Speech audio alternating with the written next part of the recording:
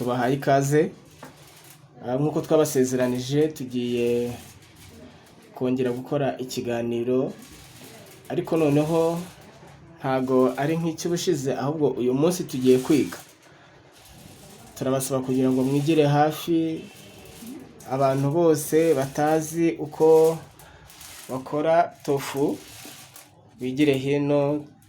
Uyu munsi dufite umwarimu ugiye kutwigisha uko tofu zikorwa, ibintu umuntu agomba kuba afite, ibibujijwe, ndetse turi buze no kubereka zihiye uko ziba zimeze. Mwese rero abo tubana muza bwa buri munsi kuri YouTube channel yacu, tubifurije umugisha w'Imana, Imana ibahe umugisha.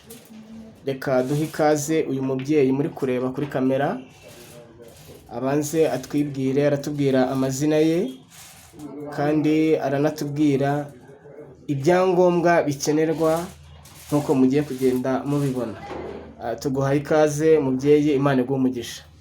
Murakoze cyane. Mbere na mbere ndabashubije mu izina rya Yesu, abadukurikiranye Imana ibahe umugisha. Amen. Amazina nitwa Mukanyangire Hema, ndi umubyeyi w'abana 10 n'umugabo umwe. Yego. Abahungu 7 n'abakobwa 3. Aha. Yesu yangiriye neza. Haleluya. Amen. Uyu munsi rero ugiye kutwigisha uko bakora tofu. Yego. Abantu benshi bajya bakunda kwibaza kuri tofu, rimwe na rimwe wenda bakazitirira n'abantu runaka. Wabanza ukatumara impungenge, ubundi tofu ziguma kuribwa n'abantu bose? Yego, murakoze. Tofu iribwa n'abantu bose.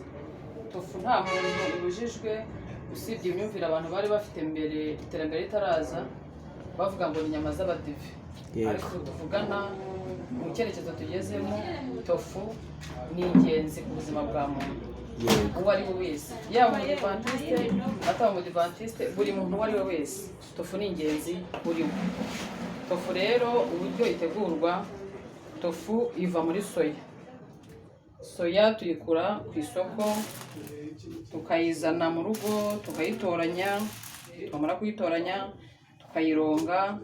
Nyuma yo kuyironga hakurikiraho kuyinika bitewe n'izo ushaka gukora. Yaba ikiro wagikora, yaba ibiro 2 wabikora, bitewe n'uko watekereje gukora. Ubu rero tugiye gukora na tofu zirenze ikiro. Iyo umaze kuzitoranya urazinika. Umara kuzinika, zinikwa hagati y'amasaha afatika 8. Ariko hano uzinika tuvugera nka saa 12 akabazikuramo saa 12 za mu gitondo. Nabyo ntacyo bitwaye. Ariko amasaha afatika na amasaha 8. Iyo wazinitse amasaha 8 ziba zinye, wasa kuzishira mu mashini ukazisya. Umara kuzisya ugakurikizaho izindi gahunda zose uko zimeze. Ubwo rero twatoranyije, twinitse, ngiye kubereka uko tuzifashisha, tuzicisha mu kamashini kabugenewe kugira ngo tubanze kubona amata. Ntago soya igira tofu gusa. Komeza. Soya mureba ntago zivamo tofu gusa, zivamo n'amata. Nabyo turi bubereke nitumara kuzinyuza mu mashini yabugenewe. Uyu habamo amata cyane ku badamu, adufasha mu gihe umuntu yegereje kujya muri menopause. Umuntu wanyweye amata ya soya ntabwo agira ikibazo cy'igihe cya menopause, arakomeza gahunda ye nk'uko ubuzima busanzwe bwose. Aba ari umuntu ukomeye kandi igira n'ibindi bintu byinshi mu buzima idufasha. Nk'uko twari duherutse kubabwira mu kanya gashize, twababwiye ko soya tugiye kuzinika. Ubu twazinitse zinye. Iyo zinye ziba zimeze uku nguku, urabona ko zitandukanye n'izo twaberetse mbere. Ubu ya masaha yamaze gushira. Hakurikiraho rero kuzikura mu mazi, umuntu akazishyira habugenewe kugira ngo aze kubona uko zicisha mu kamashini. Soya rero ni ingenzi rwose. Amata ya soya, tofu, naje kumenya ko hari n'abantu kwa muganga basigaye bazandikira. Ubwo rero rwose abagore n'abakobwa bo mu cyiciro cya mifemu ikorera mu itorero rya Kimisagara, barizwa mu itsinda rya Kagoma, turakataje mu kwiteza imbere ubu rero tumaze kuzikura mu mazi, tugiye kwerekera hano kuri aka kamashini kabugenewe kugira ngo tubashe kuzicishamo tuzisye.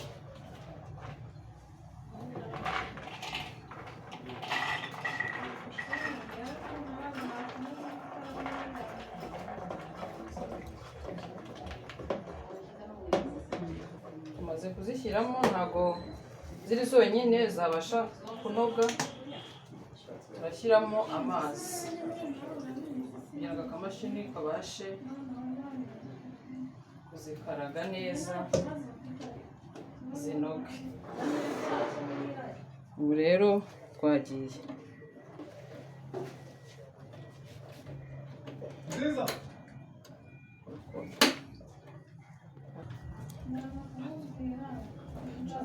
Rero tugiye kubereka uburyo ki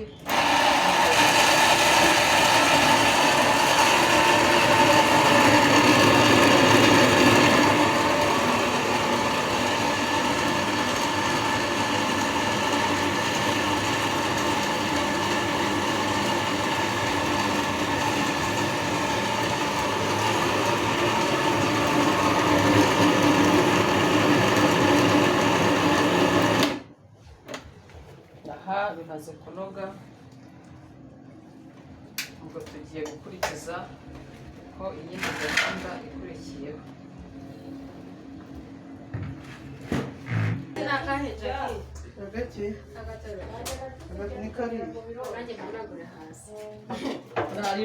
Ubona amaso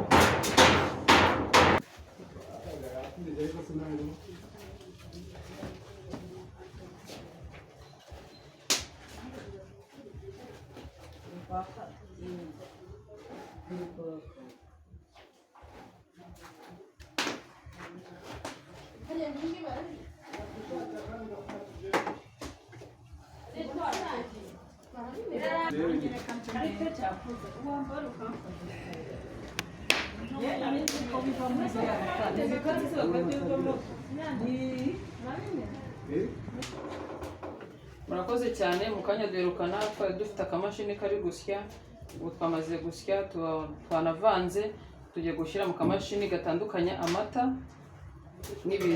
amata akajya ukwayo, ibitefu nabyo bikajya ukwabyo. Twagiye.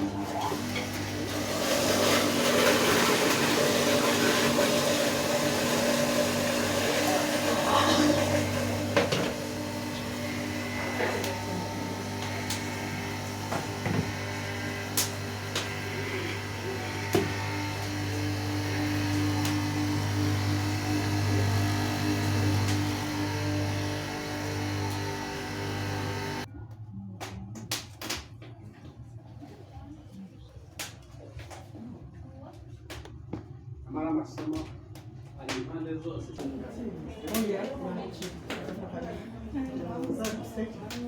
turacaniraho kandi tuyatekera hano.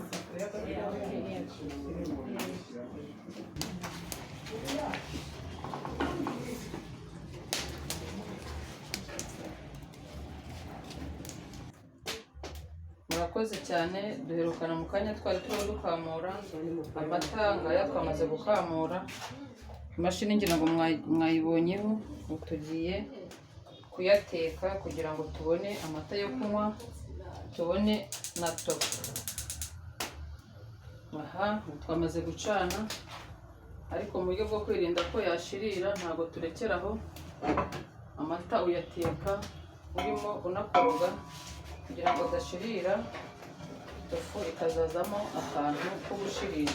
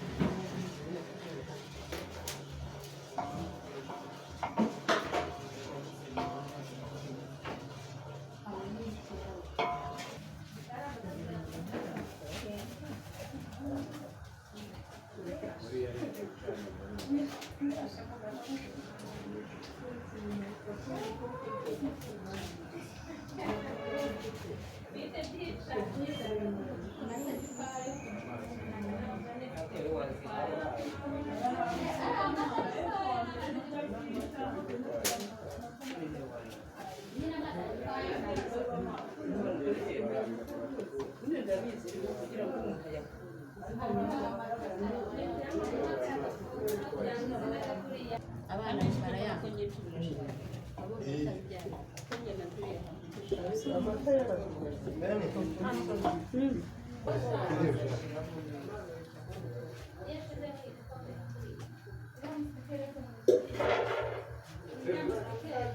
Icupa ryose murirangirije.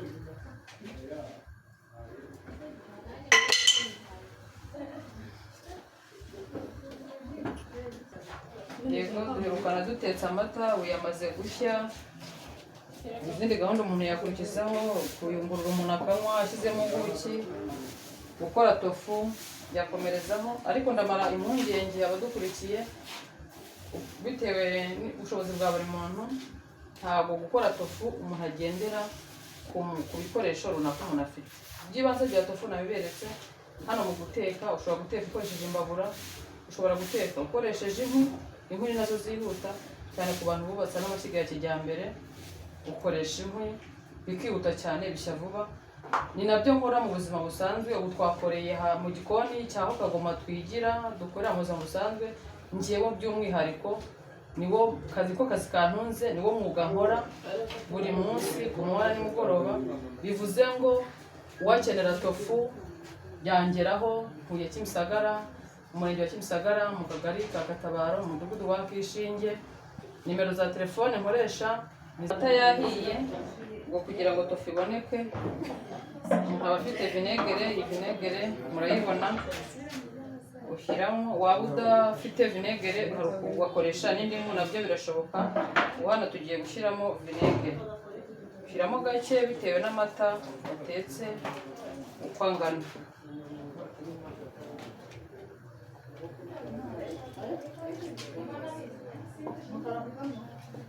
Yacu yamaze gushya, ngira ngo uko murabibona amazi aba yicaye na tofu ijya hejuru, amazi buriya. Tofu yacu rero yamaze kuboneka, urabona ko amazi ari hasi. Iyi ni tofu, ngira ngo murabibona uko biba bimeze, ni uku nguku. Murakoze cyane, tofu yacu yamaze kuboneka, ngira ngo murabibona. Wagira ngo ni umutsima. Ikigiye gukurikiraho hari foromo yabugenewe tugiye gushyiramo, dukamure dutandukanye aya mazi. Noneho iba ari akantu gaforo gafite forome, uburyo umuntu agenda akata ikiro, inusu bitewe n'ibyo umuntu ashaka. Iyo tumaze gushyira mu iforomo nibwo igira design nziza, ariko biba bisaba ibintu by'isuku. Iyo foromo aba ari foromo yo mu giti. Hari abantu bagira n'imashini, birashoboka, ariko bisaba isuku. Isuku niyo ya mbere cyane muri Kagoma. Imyaka tuba tugezemo niyo kugira isuku, tukita ku muryango, dore ko tuba dufite umuryango utari mukeya dukurikirana uko bwije n'uko bukeye. Turatangira. Dutangiye aka gatambaro niko umuntu yifashisha, ukagashyiramo hano mu iforomo neza. Urarangiza ugafata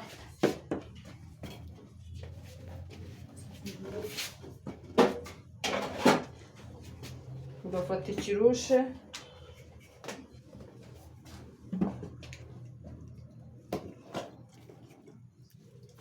ugashyiramo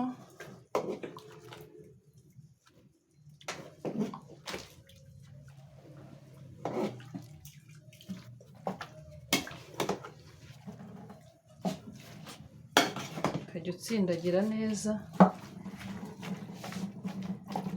kugira ngo ize kuba imeze neza nta kibazo ifite. Ugakomeza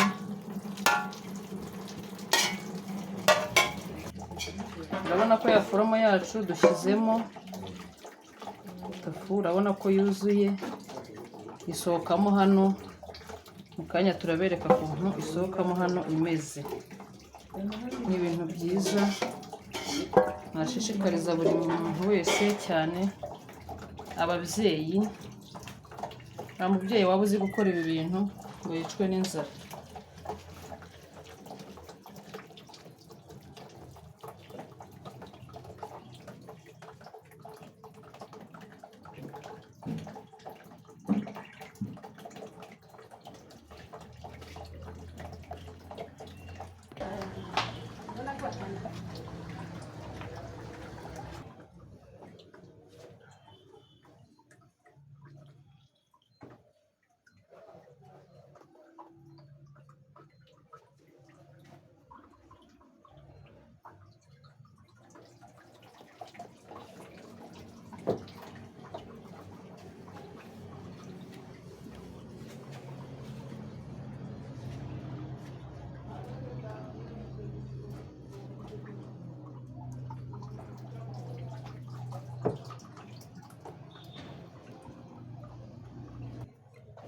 Tofu yacu rero ubu twamaze kuyikamura, tugiye kubereka uko iraba imeze.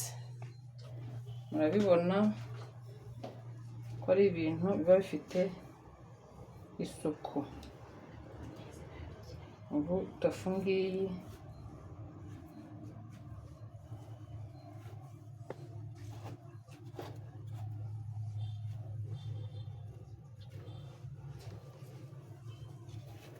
tugiye kuyarura.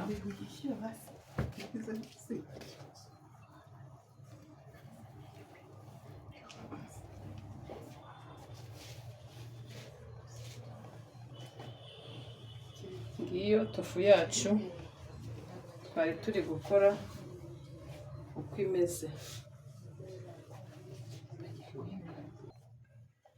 Tofu ngira ngo yabonetse, tugiye gukata kugira ngo dutangire tunakawushe mu mavuta kugira ngo tuziteke, noneho twakire abantu.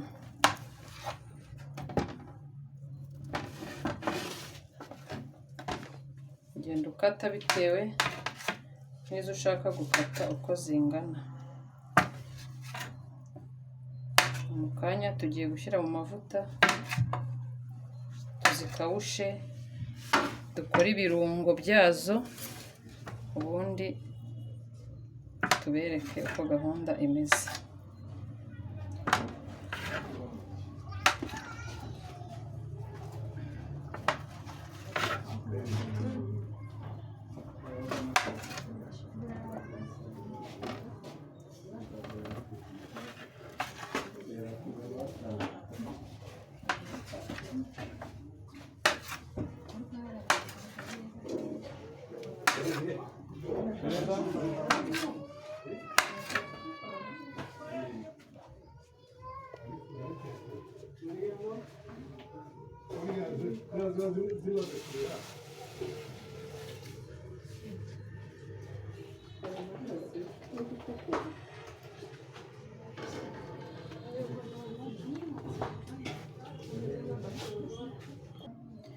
Dukomeje tuyitunganya kugira ngo murabona ubwiza bwayo. Ibikurikiyeho ni kwicisha amavuta ugakora ibirungo, nabyo turabibereka mu kanya, ariko sinabura kuba mbabwiye aho ntuye Kimisagara, mu murenge wa Kimisagara, akagari ka Katabaro, mu mudugudu wa Kishinge. Niho nkorera ubuzima bwa buri munsi. Akazi kanjye nkora ni tofu. Buri munsi uwazikenera yampamagara kuri telefone yanjye 0783 26 83 79. iyo niyo telefone nkoresha, uwazikeneye ampamagara tukavugana ibijyanye n'ibiciro uko nazimuhera, ntabwo mpenda, ngurisha neza. Murakoze.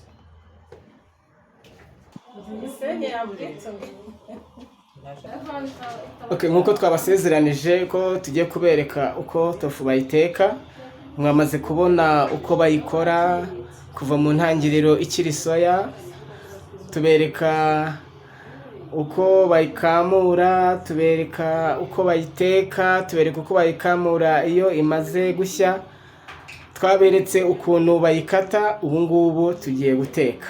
Noneho twahinduye umwarimu turi kumwe agiye kutwereka uko bateka tofu. kugira ngo tubashe guteka zino tofu zacu tubanza kuzinyuza mu mavuta, icyo bita kuzikawusha. Amavuta nyashyizemo, ndarindira ko abanza agakawushika.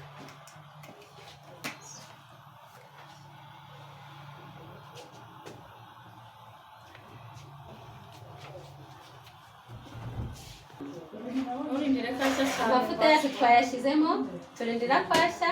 Yamaze gushya, tugiye gushyiramo tofu. Ugashyiramo neza witonze kugira ngo amavuta atagutwika.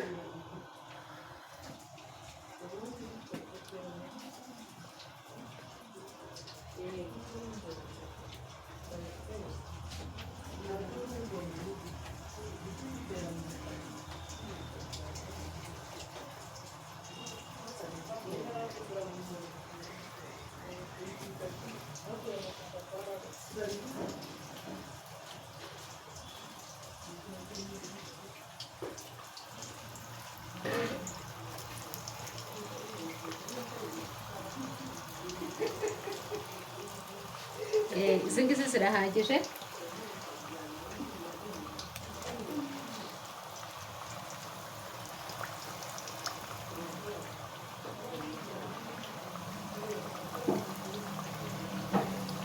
Biraza.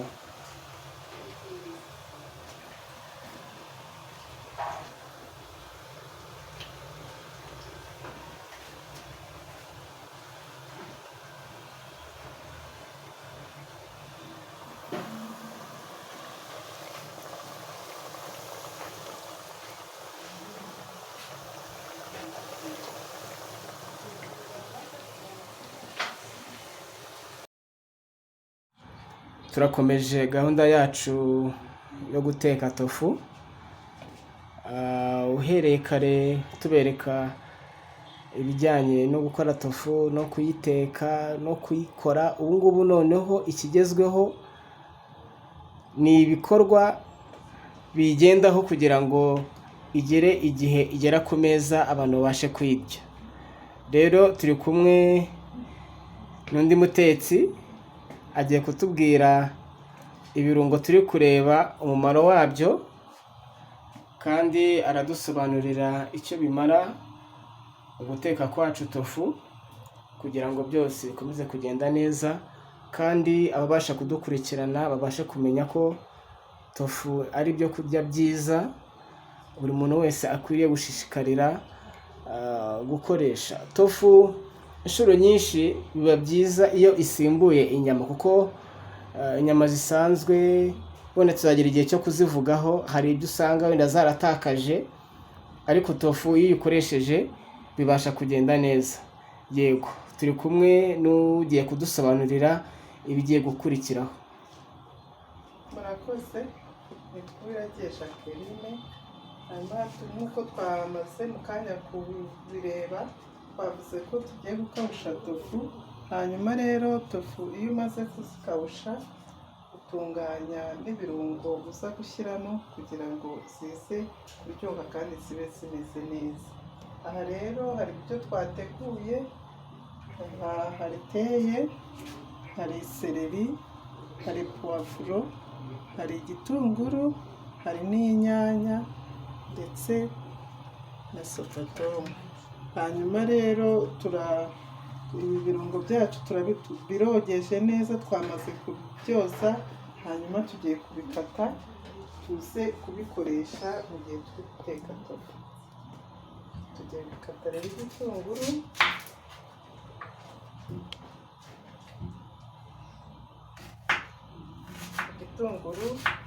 uragikata neza kugira ngo uze kubona uko ugishyira muri tofu kimeze neza, kugira ngo nyine bize kuba bimeze neza. Ukata duto dutoya kugira ngo bize kuba bimeze neza muri tofu zawe.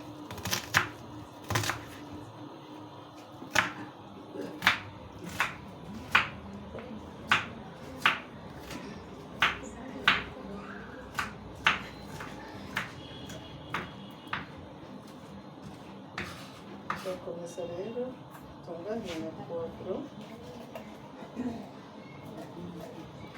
Puwavuro nayo turayitunganya neza kugira ngo tuze kuyivanga na bya bitunguru twamaze gukata.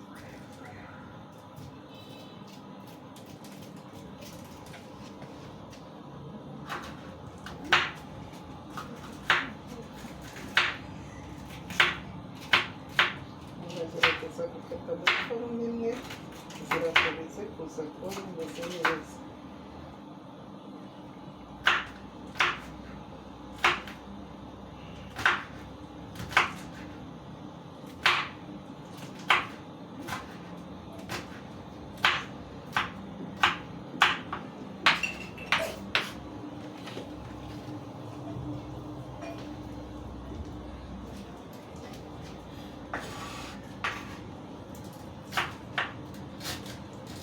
Na seleri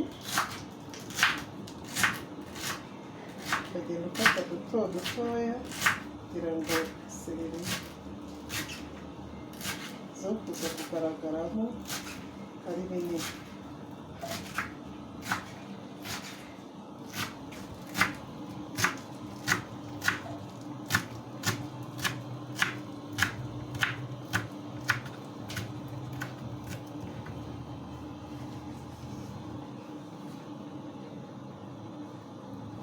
Ugenda ubivangura kugira ngo, kuko ibirungo iyo ugiye kubishyiriramo ntabwo byose ubishyira icyarimwe.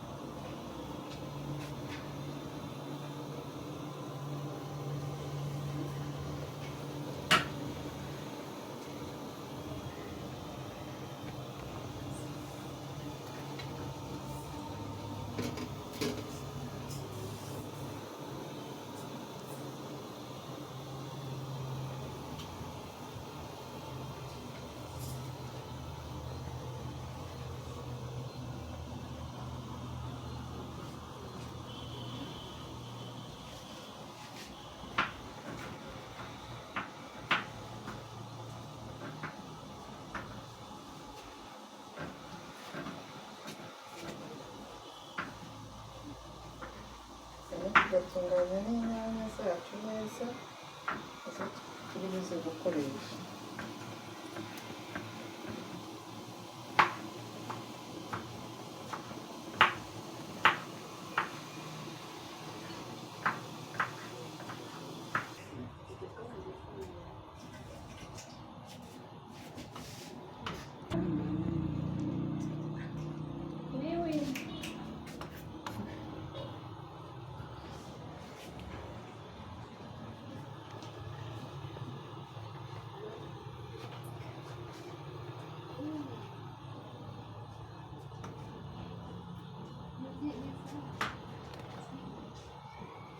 Tumaze rero gutunganya ibirungo byacu turi bushyire muri tofu kugira ngo tofu ize kuba imeze neza kandi iryoshye.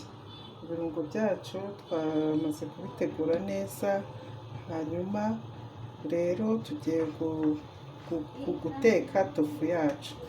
Dukomeje rya somo ryacu byo gukora tofu no kuziteka. Twabonye byinshi ariko turimo turagenda tugera ku musozo. Twifuzaga kubereka uko tofu zitetse ziba zimeze, nayo mpamvu twakomeje guhinduranya abarimu bagiye batwigisha uko tofu zikorwa. Tugeze kuri uyu mubyeyi nawe nk'uko n'abandi bagiye babanza babibwiye, babarizwa mu cyiciro cya mifemu mu itorero rya Adventist wa karindwi rya Kimisagara. Aba bose bakabarizwa mu itsinda rya Kagoma. Dutangira twababwiye yuko aba bose babarizwa mu itsinda rya Kagoma ari abava ku myaka 11 kugeza kuri 20 bubatse. Karibu mama, tuguhaye ikaze utwereke tofu zimaze gushya uko ziba zimeze. Karibu. Nakoze cyane, nitwa Mukashyika Philomene, ngiye kubereka tofu zimaze gushya ukuntu ziba zisa n'uburyo ziba zimeze neza. Ndatangira dushyira ku isahani. Urabona yuko tofu yacu imeze neza cyane. Biteye ubwoba. Kuri bamwe bavuga ngo akaboga kararyoha, natwe tofu yacu ibirenze akaboga. Abadukurikiye rwose mwakwifuza kuyiteka mukaryaho mukumva uburyo imeze. Turayibashishikarije, tofu yacu imeze neza cyane. Murabona ko isa neza, murabona ko ntaho itandukaniye na ba bantu b'abakunzi bavuga ngo akaboga kararyoha. Natwe tofu yacu irenze akaboga. Urabona ko imeze neza cyane.